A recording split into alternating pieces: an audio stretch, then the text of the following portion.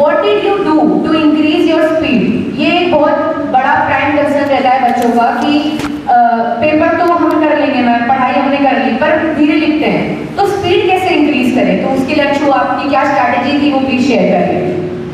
Ma'am जो speed है जो सबसे ज़्यादा काम आती है वो एसएसटी, जैसे कि लेंथी सब्जेक्ट्स होते हैं, एसएसटी हो गया, हिंदी हो गया, इंग्लिश हो गया, इसमें बहुत ज़रूरत पड़ती है स्पीड की एग्ज़ाम्स के टाइम पे। तो उसके लिए speed is directly proportional to revision, मतलब जितना आप रिवीजन करोगे ना उतनी स्पीड आपकी बढ़ेगी, ये सच बात है। मतलब आप रिवीजन करो, आपकी स्पीड अपने आप इंक्रीज़ होगी। और जो आप संडे टेस्ट देते हो ना, उसमें आप जो 3 आवर्स के अंदर अपना पेपर कवर करते हो कि फिक्स करते हो 30 मिनट्स में मुझे कुछ MCQ कंप्लीट करने हैं, ऐसे जो आप स्ट्रैटेजीज़ बनाते हो अपने पेपर को कंप्लीट करने के लिए, वो आपकी स्पीड को बिल्डअप करेगा और स्पीड को इंक्रीज़ करेगा आप पेपर करने की।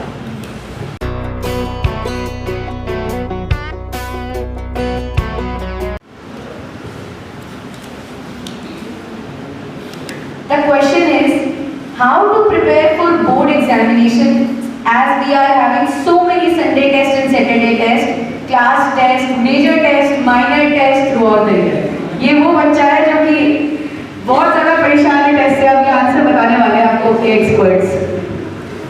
देखो टेस्ट तो होते रहेंगे, अभी भी संडे टेस्ट होते ही होंगे, मेजर टेस्ट भी होते होंगे, लेकिन जो तुम्हारी प्रिपरेशन होती है शायद वो तुम ऊपर ऊपर से पढ़ लेते होंगे। बिकॉज हमें भी यही सेम प्रॉब्लम होती थी स्टार्टिंग में, तो हम क्या करते थे सिर्फ संडे टेस्ट के लिए पढ़ लेते थे कि बाद में देख लेंगे जो होगा।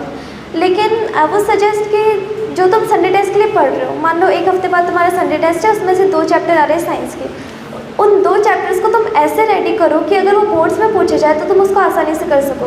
बोर्ड लेवल में ही तुम उसको रेडी करो, ऐसे नहीं कि सिर्फ संडे टेस्ट के लिए कर रहे हैं।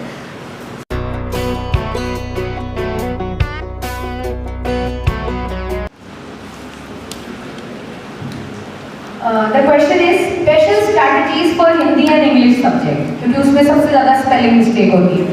हाँ, as I already told you कि हिंदी में आपको मात्राओं पे बहुत फोकस करना है, और साथ में जो निबंध के बारे में बताया था कि निबंध में ज़्यादा कंटेंट की ज़रूरत होती है, तो जितने आप उसके लिए इंफॉर्मेशन कलेक्ट कर सकते हो वो ट्राई करो, और अपने प्रेजेंटेशन पे ज़्यादा फोकस करो। हिंदी में प्रेजेंटेशन भी ज़रूरी है, साथ में राइटिंग भी ज़रूरी है।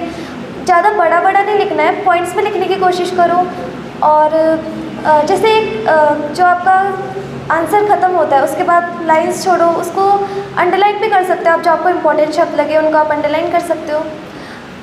हिंदी तो वैसे तुम सब कर लोगे, लेकिन जो मेन पॉइंट्स होते हैं कि मात्रा, निबंध, ये सब और कंटेंट, उन पे ज़्यादा ध्यान देना है।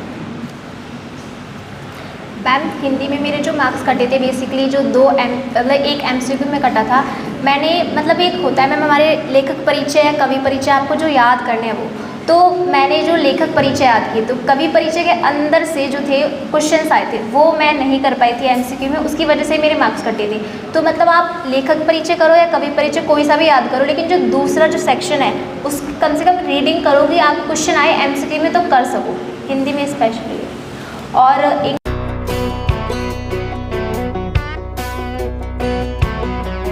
तो दीदी मैं ये जानना था कि 10th क्लास में आपने ऐसी कौन सी मिस्टेक या एरर, क्योंकि ह्यूमन से मिस्टेक एरर सब करते हैं, तो 10th क्लास में आपने ऐसी कौन सी मिस्टेक या एरर्स किए जो आप चाहते कि हम अपनी 10th में ना करें?